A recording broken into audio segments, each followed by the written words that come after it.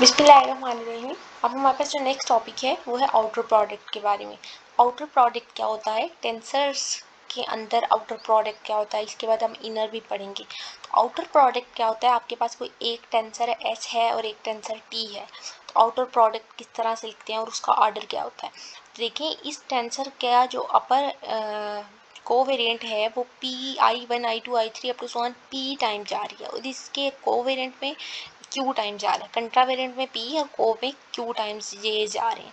और T जो आपके पास जो अनदर टेंसर के फॉर्म बनी हुई है वो KR और KS टाइम जा रही है। तो इस टेंसर को अगर हम दोनों का प्रोडक्ट लें, आउटर प्रोडक्ट लें, एस टी को T से मल्टीप्लाई करें और इन दोनों कंपोनेंट को एज अ डॉट प्रोडक्ट लिख दें, तो इस टेंसर से जो हमारे पास नेक्स्ट न्यू टेंसर का जो ऑर्डर बनेगा वो क्या होगा कि आप क्या करते हैं, इसके P को Q में ऐड कर देते हैं, R को S में ऐड कर देते हैं, तो P plus Q R plus S आपके पास इस टेंसर का रैंक ऑर्डर होगा। ठीक है। और अगर हम इसके कोवेरिएंट और कंट्रावेरिएंट फॉर्म में इसका ऑर्डर बताएं तो in case of contravariant the order of tensor ST is P plus R and in case of covariant order is Q plus S। तो यही लिखा है, the sum of order of S and T, contravariant of order P plus R and covariant of order Q plus S होगा। तो multiply करने से क्या होता है कि उनके टेंसर्स का कंट्रावेरिएंट और कोवेरिएंट ऐड हो जाता है, तो हम उसे कहते हैं आउटर प्रोडक्ट ऑफ टेंसर। तो अभी हम एक एग्जांपल के थ्रू इसको देखेंगे। आउटर प्रोडक्ट फाइंड करें आई जे और टी के का। तो आई के लिए हम फॉर्मूला ओपन कर लेते हैं। अब देखिए, हमने इससे पीछे वाली क्वेश्चन एडिशन और सब्ट्रैक्शन में भी देखा कि जब दो चीज़ें ऐड होती हैं या सब्ट्रैक्ट होती हैं और उससे हमारे पास एक नया कंपोनेंट या टेंसर जब बन कर आता है तो हम उसको कोई और नेम दे देते हैं। हम कहते हैं कि इसका आउटर प्रोडक्ट निकालना है, तो जब हम दोनों को मल्टीप्लाई करेंगे तो मैं कहती हूँ इससे जो मेरे पास नया एक टेंसर बन के आएगा उसे हम कह देते हैं पी आई जे के। ठीक हो गया। अब ये पी आई जे के हम अब एस आई जे और टी के का सबसे पहले तो कंट्रावेरिएंट कोवेरिएंट फार्मूला लिख लेते हैं। एस आई जे का partial x tilde I and in case X R ले रहे हैं तो यहाँ पे भी S R and partial x tilde J, partial X S और पार्शियल एक्स टिल्डा जे, क्योंकि जे कोवेरिएंट में है तो नीचे टिल्टेड सिस्टम आएगा और एस आर एस लिख लिया। टी के लिए भी लिख लिया, टी के इज कोवेरिएंट तो हमने लिख लिया। अब इन दोनों की मल्टीप्लिकेशन करते हैं। एस आर एस ये as it is, partial x tilde I ये S as it is. Then आपके पास इस कंपोनेंट के लिए हमने जो कंपोनेंट यूज़ किया mu T mu and partial x U और पार्शियल एक्स टिल्डा की। अब देखें क्या हो सकता है हमारे पास, ये आपके पास आर एस और ये आपके पास कोवेरिएंट में म्यू पड़ा है, तो हम इसको इकट्ठा करके लिख सकते हैं कि हमने कहा कि एस और टी जब मल्टीप्लाई हुआ तो हमारे पास एक न्यू कंपोनेंट आएगा पी, तो मैंने इसको पी में लिख लिया और आर और एस और म्यू इकट्ठे हो गए हैं। पार्शियल एक्स टिल्डा है, partial X R, partial X ये आपके पास है एस और जे और partial X mu over partial X के। तो ये था हमारे पास एक सोल्यूशन कि जब आपने एक न्यू कंपोनेंट में किया तो उसके कंपोनेंट भी पी में ट्रांसफॉर्म हो गए हैं और वो कंपोनेंट इटसेल्फ भी टिल्टेड सिस्टम में पी में ट्रांसफॉर्म हो सकता है। अब हमारे पास जो नेक्स्ट एग्जांपल है वो है कि प्रोडक्ट लें ए आई और बी जे का, A I in contravariant and B J in covariant. ये आपके पास एक मिक्स टेंसर है, रैंक 2 है। तो बताएं कि इसका आउटर प्रोडक्ट क्या होगा। तो A I is a contravariant formula open कर लें, B J is covariant formula transformation लिख ली, फार्मूला नहीं कहेंगे ट्रांसफॉर्मेशन लिख ली, दोनों की मल्टीप्लिकेशन की। अब देखिए पार्शियल एक्स टिल्डा आई, पार्शियल एक्स जे, यहाँ पे सिस्टम ए के बी एल है। तो हमने देखा कि जब एक न्यू कंपोनेंट में ट्रांसफॉर्म करते हैं तो हम उसको एक न्यू फॉर्म दे सकते हैं। तो हम इसको लिख सकते हैं सी के एल या आप इसको लिख सकते हैं पी के एल। तो हमने इसको पी के एल लिख लिया एंड देन इस कंपोनेंट की मल्टीप्लिकेशन भी ए आई बी जे था तो पी आई जे लिख लिया, ये इसकी मल्टीप्लिकेशन होगी और बाकी कंपोनेंट एज इट इज। अब इसके बाद है इनर प्रोडक्ट। इनर प्रोडक्ट क्या होता है कि इनर प्रोडक्ट में to take an inner product of two tensors. अब आपने यहाँ से याद रखना है, one equates an upper index of one tensor to a lower index of other and then apply sum over the repeated index.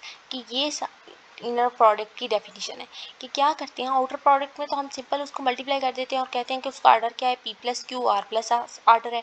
लेकिन inner product में क्या करते हैं कि हम एक को इक्वेट अपर इंडेक्स को इक्वेट करते हैं ऑफ वन टेंसर और उसको दूसरे लोअर इंडेक्स के इक्वल रख लेते हैं, मतलब कि एक अपर इंडेक्स को दूसरे अपर इंडेक्स के इक्वल रखते हैं और फिर जो उसके ऊपर सम अप्लाई करते हैं और उसके अंदर जो डमी इंडेक्सेस होते हैं उनको सॉल्व करते हैं। तो एग्जांपल के थ्रू आप इस डेफिनेशन को अच्छे से समझेंगे।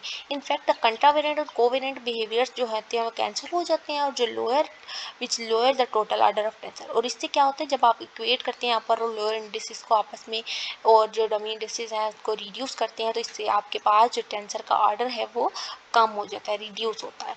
तो एस टी लिख लिया, पी क्यू ये आपके पास फॉर्म है, आई पी इसका घंटा पी कोवेरिएंट, इसकी क्यू और एस है।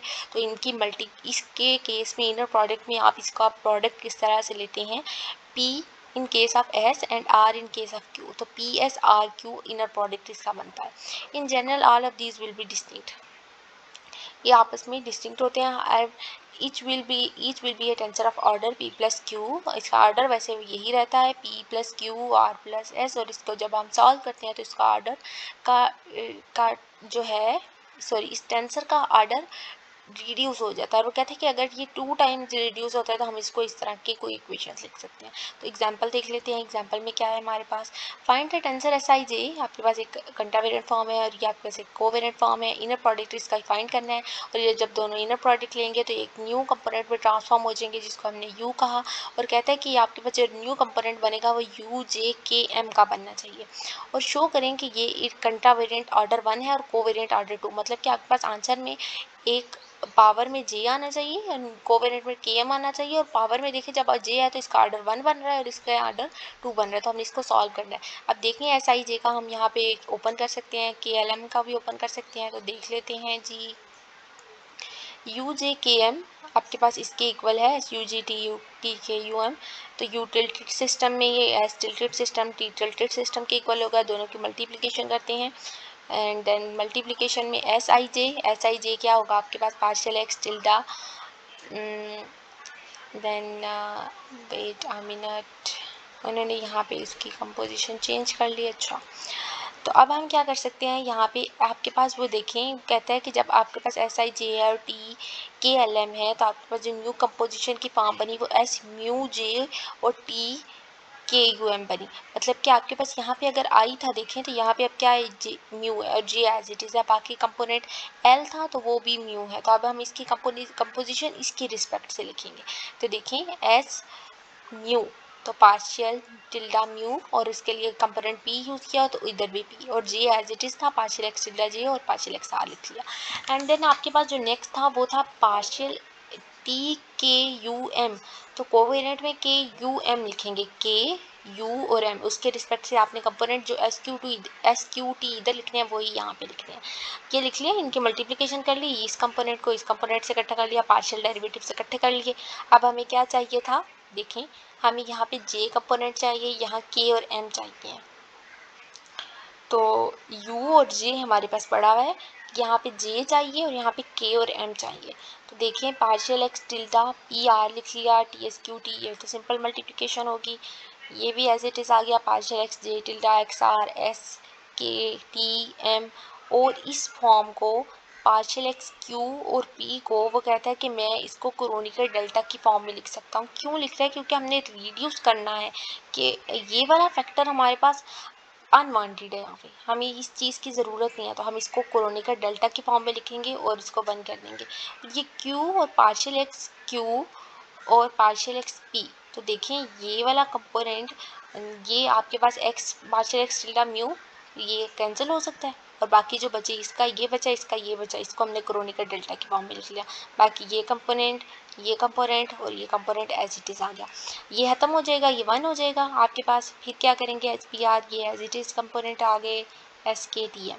अब इस कंपोनेंट को क्या लिख सकते हैं, इसको देख लेते हैं। हमें यहाँ पे क्या चाहिए था, u में j चाहिए और k m चाहिए, तो अभी हम इसको क्या कर सकते हैं जी, पी आर आपके पास पड़ा है, एस क्यू टी पड़ा है, तो आर एस टी कर सकते हैं हम इसको, यहाँ पे आर एस टी।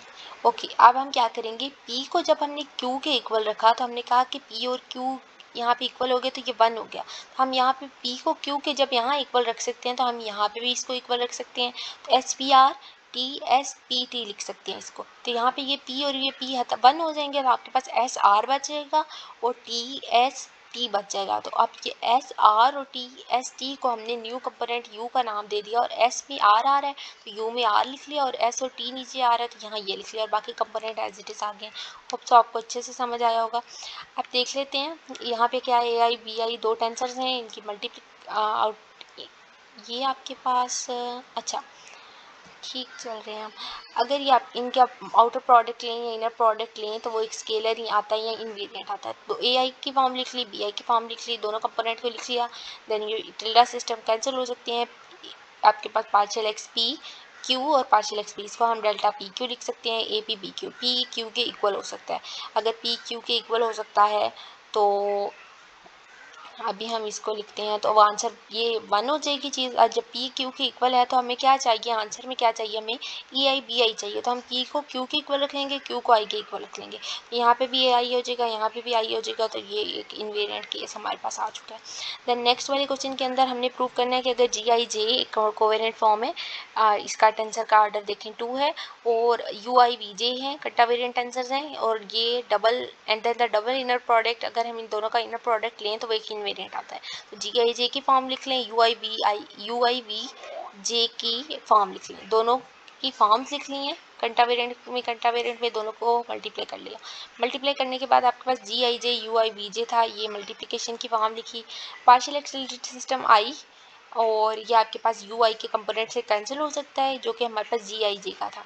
ये कैंसिल हो गया, ये कैंसिल हो गया। आप यहाँ से देखिए हमारे पास इसके लिए पार्शियल एक्स आर बचा, और इसके लिए हमारे पास पार्शियल एक्स टी बचा। तो हम इसको क्या लिख सकते हैं, आर टी लिख सकते हैं। तो हमने इसको S R T chronicle delta R T लिख लिया। एंड हम यहाँ पे एस और म्यू बचा तो हमने क्रोनिकल डेल्टा एस म्यू लिख लिया। अब ये दोनों इक्वल टू 1 हो सकते हैं, तो इसको 1 कर दिया। आपके पास बाकी क्या चीज़ें बची हैं, यू टी यू बचा। अब हमने आर को टी के इक्वल रखा, तो हम यहाँ पे u की जगह r लिख सकते हैं, और s को म्यू के इक्वल रखा तो हम इसको म्यू की जगह s लिख सकते हैं। तो G R S U R V S और आर एस। अब हमें आंसर में क्या चाहिए, आई जे टिल्टेड सिस्टम चाहिए, यू आई चाहिए, वी जे चाहिए।